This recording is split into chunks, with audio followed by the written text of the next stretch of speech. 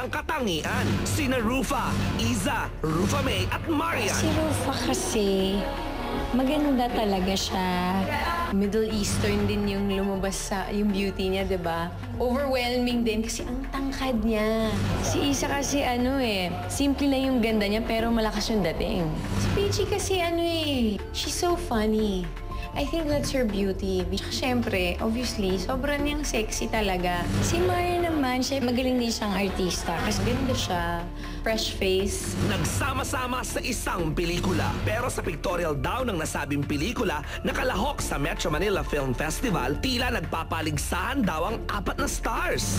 Mula sa pag-project sa pictorial, hanggang sa mga damit, sapatos at accessory. Maging sa bidding daw, ay may namumuong issue sa pagitan ng 4 na bituin. Totoo ba ang balitang desperada raw sila na talbugan ng isa't isa? Dahil taga Showbiz Central ka, ang katotohanan malalaman mo na live.